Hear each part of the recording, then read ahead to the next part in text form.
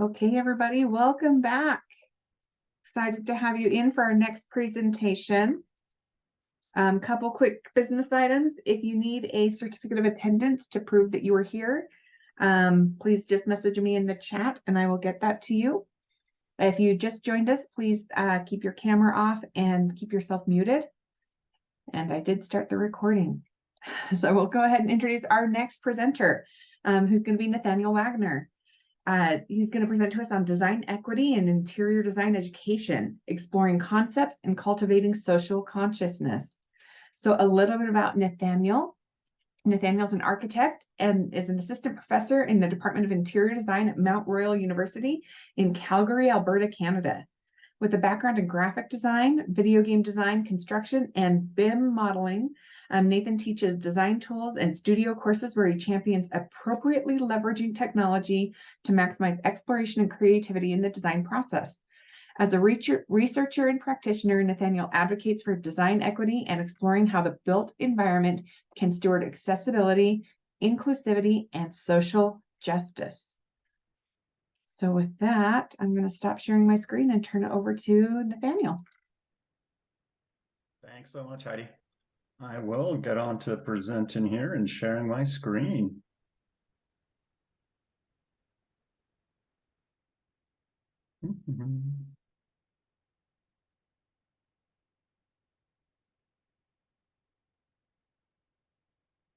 Okay. Everything good on your end? Everybody can see in here? Yes, it's not full screen yet. I think you wanted to do full screen. There you go. Yep. Now we're good. Awesome. Okay. So thanks everyone for being here and for coming to the presentation. It's been a fantastic morning, and thank you, Heidi, for having us and arranging it and keeping everybody on time. I think the only detractor is I'm having flashbacks to when we were presenting online to our students during the pandemic. So that's giving me a bit of anxiety. So I'm just waiting for my daughter to run out of her room and wave at everybody, but hopefully I'll be able to push on through. So I'm super excited to be here and share a research topic I've been trying to develop with you. Heidi kind of touched on it, and so I'm going to just kind of cover really what we're going to be looking at today and what we're going to get into. So for the lecture kind of today, I'm going to be looking at defining design equity, so trying to establish a clear understanding of what design equity entails, its significance, specifically its application to interior design. We're going to be looking at then the integration into education. So how can we explore design equity integrated in contemporary design education? What prominence should we give it? And how do we discuss it with our students? How are we able to integrate and kind of discuss all these things together, which is, I think, something critical we really need to look at and discuss. We have a very small case study where we implemented some of these principles in a third-year studio project in Calgary, where I teach. Want to then look at fostering socially conscious designers. So how do we kind of highlight and nurture that idea of social conscientiousness within the industry? I am then going to try to leverage having everybody here and do a brief poll on Mentimeter that if you guys can engage, it would be awesome. Selfishly, I just want to pull you guys and try to get some more research from that. And then if we have time, Q&A session. Obviously, would love to hear everybody's thoughts and opinions on it and kind of chat about your thoughts on design equity. I have the nice image of Quinta Mojo by Elemental in Chile, which I think is always a fantastic piece to think about and consider when we talk about social consciousness and the effect that good design can have on the environment. So a little bit about myself. So my name is Nathaniel Wagenaar. My pronouns are he, him. And as Heidi mentioned, I'm an assistant prof at Mount Royal in the Department of Interior Design. I teach third year. We have an awesome studio called Context, and we get into just kind of the example about that.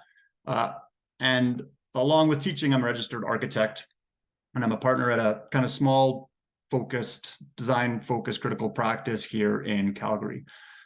So with those two things, what I try to do is balance my role as an educator and a design practitioner. And I've been trying to formalize the idea of social consciousness as kind of imagined through design equity in the built environment.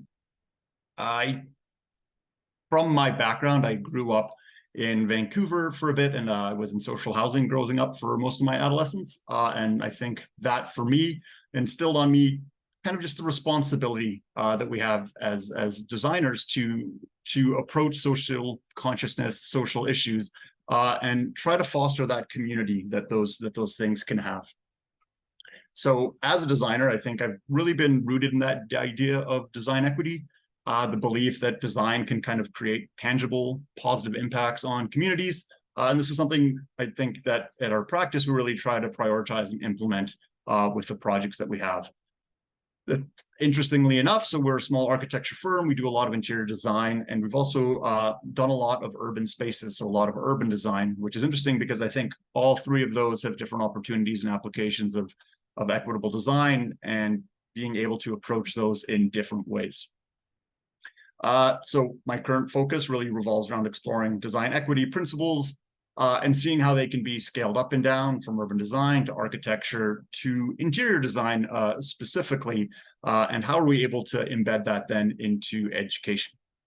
I actually think this is pretty interesting off the heels of the great presentations this morning from AI, and I think what that does is there's a segue from what we do as designers, the control we have, the control we maybe give away or we put on other things, and then the idea of social consciousness. So I'm hoping that AI isn't going to be able to take the role of telling us right or wrong anytime soon. So that's something as designers I think we need to embrace and run with. So these projects are all small scale urban design that we've done, where we particularly looked at accessibility, public use, democratic space, and those are some of the lenses that we get into that I like to explore. So when we talk about design equity, I think one of the troubles I had was that it's such an oddly broad topic that is kind of not necessarily well defined. I think everybody has notions and understanding of what it is and what it could be. But I think coalescing that into something that's singular that embodies all of these principles is kind of one of the big challenges that I've had and had wanted to explore. So to me, I think for interior design specifically, as we have this intimate scale of people and spaces, there should be an emphasis on moral and ethical responsibility to champion socially conscious design choices. I think holistically, design equity is this multifaceted concept about inclusivity, adaptability, socially conscious environments, diversity, and economic fairness and democratic engagement. I think what I'm really trying to see is how do we embody that principle into kind of singular focus or something that we can discuss and touch on all of these social issues. Within that, what I've tried to do is kind of through a bunch of research and reading and writing and exploring different things through the built environment, kind of create 5 pillars of design equity. And we're going to get into these, but as kind of individual line items that are accessibility and adaptability, inclusivity, diversity, and cultural understanding, health and environmental sustainability, economic equity, and public access and democratic space. So when we look at each of these individually, I think we all realize what they are and the importance that they have, and I would say most designers try to embed these in specific ways into their projects. So when we look at accessibility and adaptability, I think focusing on spaces that are visually accessible to people with all abilities, including those who are otherly abled, is something key that we should absolutely advocate for. Whether this is just integrating universal design principles that are mobility focused, or if it ranges to having considerations for the neurodiverse in terms of language and replacing language or words with graphics, I think these are ideas that we can try to embed in multi-scalar projects because they are easy steps to take. Within that, then, there's also the notion of inclusivity, diversity, and cultural understanding. I think this is one that interior design is specifically well suited for, and that's understanding the cultural and social diversity of communities that places serve. So this could be cultural norms, traditions, preferences, and just really ensuring that spaces are inclusive and don't alienate and discriminate. Under the lens of everything that's happening in the world, both in terms of unfortunate things that are going on, as well as the abundance of natural disasters. I was talking to SEMA, which is in Calgary based, kind of the disaster relief program, and their chief was talking about how critical it is to have culturally sensitive spaces, because in times of displacement, small community centers are the ideal places to actually house people temporarily. They're able to kind of stay in their community. They're able to maintain kind of the feelings of home. And these are all things that people kind of need during really, really critical times of conflict.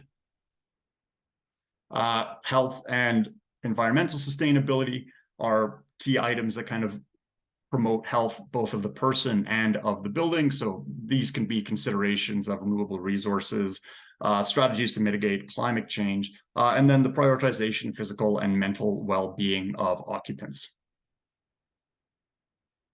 Then the two that I think are probably a little bit harder to address, but should still be considered as design, is the idea of economic equity.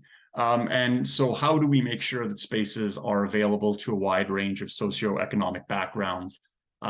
Obviously, we can't dictate building programs, but we should be able to at least advocate or suggest measures that promote equity, whether it's considerations of food security, affordable living, or public spaces that that cater to various income levels. And then the idea of public access and democratic space. Kind of, I think this was beautifully touched on by Christoph in the previous presentation in terms of the dissolution of walls. So how do we create spaces that are open and accessible, foster that sense of belonging, and ensure that they are democratic? So shared resources that should not be monetized or controlled. So while I think the definition of them is interesting, I think there has been an uptick in the adoption of some of these, perhaps modestly in recent years. I think really lead well significance to accessibility, and the environment has had a huge uptick in the last few years. I think that's fantastic, and that's a great start. However, I would say that the growing wealth disparities, environmental crises, all the things that we have in kind of contemporary society are other ones that can perhaps also be addressed, even if it's in a seemingly small way. I think probably the most important note is that as designers, we do have to balance our ambition to create a better world and then the practical limitations of design. I don't think we can solve all problems through design. I'm not an advocate for the massive change mentality, but I do think incremental change is something that needs to be considered. We can apply incremental changes and do things slightly better in processes of interior design and architecture and urban design. And I think that's going to kind of helps, you know, the industry as a whole. Kind of worryingly, if we look at the aggregate social and economic waste that results from, you know, retail retrofits that happen every 3 years, hospitality rebranding that happens on average every 5 years, that cumulative effect of full regutting interior design has an absolutely wasteful environmental, social, and then economic impact. And how do we address that as interior designers, as architects and designers? How do we rationalize that kind of waste with everything else that is happening? I think that brings us to really the idea of integrating it into education. So the importance of being able to talk about these items with designers. I think, you know, education and practice have this symbiotic relationship. And in recent years, that trend for interior design pedagogy to embrace design equity, though, again, it's really focused on accessibility and environmental stewardship, which are still critical. This is something we can ideally embrace and expand upon. And I think there are actionable ones that I've tried to create that are a way that we can do this. So really to nurture and integrate design equity into education, some strategies are the idea of interdisciplinary collaboration. So encouraging students and collaborating with professionals from other fields, maybe it's sociology, environmental scientists, that idea of understanding holistically how different social aspects can kind of be addressed by professionals gives us an understanding of who we might be able to communicate or talk to, even though it is something we don't fully understand, nor should we be able to understand as designers, frankly. Guest lectures and experts in terms of bringing in people with real world insights is always super positive. And this, again, is not necessarily design professionals. but social advocates, people from those other disciplines that have insights and understandings that we might not. Community engagement, I think, is super important. So projects that involve interaction with local communities really helps to build empathy, cultural sensitivity, and help students recognize the unique community needs, which I think makes us more empathetic designers. And ethical design discussions, and then assessments of design equity. If we hold it to be a truth that design can actually fundamentally address these issues, I think we then actually need to discuss this with our students and then evaluate projects or evaluate design decisions based off of some of these metrics, right? Do we question the implementation of certain Italian marble if that's a socially responsible choice to make for a studio project in an area with a large amount of economic disparity? So these can actually, I think, be integrated fairly well. We've tried to do this in a great studio that I'm super happy to be part of at Mount Royal. They're not overt. I think they're well integrated and considered, but I think it helps to kind of understand and create that for the students. So in the studio, what we do is we've kind of made an effort the last few years to address the idea of equity, particularly on social issues, cultural sensitivity, within our own kind of context of Calgary, Alberta. So what we've done is we have the project unfold by starting off with site analysis and expert insights. So we go to a specific point in Calgary, and then we have an Indigenous speaker come and talk to the students about kind of pre-colonial history, the understanding of that site specifically, and then what that means from an Indigenous lens and kind of knowledge point of view. We also have other experts come in, which include social advocates who do, they run homeless shelters, they run drug rehabilitation programs, and kind of portraying to students the real world that, a lot of them being younger, people have not been exposed to. With that, then, we found what's been really successful is to have students write reflections on these presentations. What did they learn? What did they question about themselves, about previous understandings? And some of the really rewarding things have been how students reflect on their previous understanding or view of homelessness and drug use within the city. Through that, then, we have students select a social program, kind of based on their understanding of the guest speakers and how that particular social program that they then kind of delineate would help that region. So I think this has been a very, very positive step for the students. I think the big thing is that there's an emphasis on learning, not solving.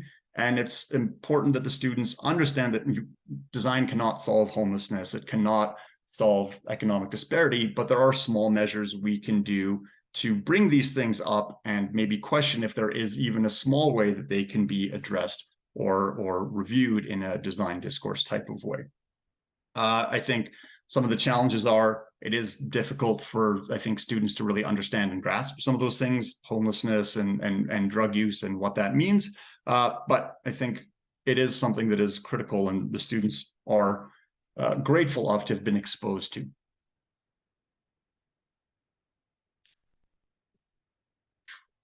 So I think that idea of exposing and discussing is kind of one of the key parts, is just fostering socially conscious designers, because I think it is our duty to bring these things up, right? We do need to promote the impact design can have on society, alongside environmental and accessible and material and technical considerations. I think I see design equity in education being integral and our role being one of advocacy for that. So we can focus on creating these type of socially responsible spaces, whether this is through studio projects or through considerations. We can talk about the impact that this can have on the industry. So if designers come out having these, there is a way where perhaps, in small steps, socially conscious designers tend to be born and able to then implement that in their own practice. And I think that happens because design can really be a catalyst, right? We can't solve all the problems, but it can be a catalyst for change. If you get enough people doing small things, I do think that that's something that can have a large impact on the industry. And then, I think we do have a role of maybe teaching design equity, where we talk about these items, try to integrate them into design, into our teaching, and then see, what that brings out. So if you guys would all indulge me, I would absolutely love it if you could do a little bit of a poll. So there are 5 questions. It's Menti. You don't need to sign up or anything. You can just go to menti.com and then you can enter this code, or you can take a picture of it and do it with your phone. And it's just a quick survey on what you feel about design equity. Has it been integrated into your teaching or your pedagogy? And what are some ways that you can look into it? Then love to hear any questions or comments that you guys would have. So maybe take a minute and do the survey, and then love to have some Q&A. Thank you, Nathaniel. That was a great presentation, and I just finished your little survey. Oh, good questions as well.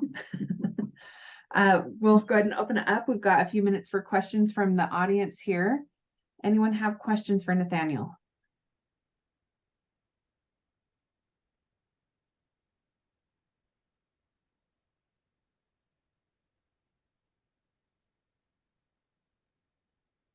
So I do have one, actually. Because Sure, you've got please. a little bit of a different perspective with your background, having worked in the game industry and being an architect.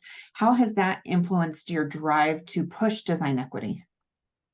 Yeah, actually that has a lot. I was at a point, and no word of a lie, it was like modeling a zombie Nazi for a game like a shooter Wolfenstein.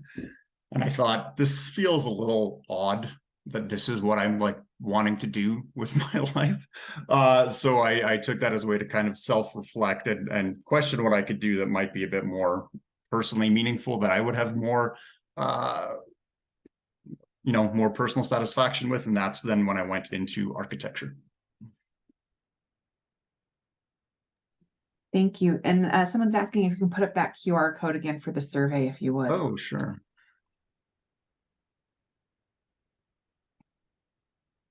Thank you.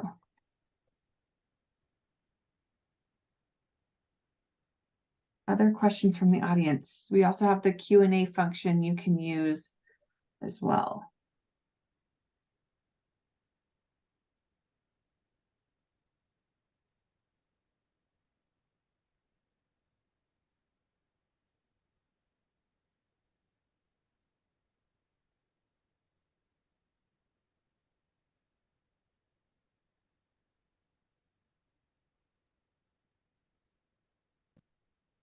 Okay, well, here's Nathaniel's name and contact information. Thank you again, Nathaniel. Great presentation. Thanks so much, Heidi. Thanks, everyone. Love always talking about equity. So getting a bunch of thank yous in the chat. We'll go ahead and pause. We only have 2 more presentations. So if you guys will hold on with us, we have Keir Stumiller who will be next, and then Jerome Gomez. So we'll come back in 1 o'clock Pacific time. We'll be back.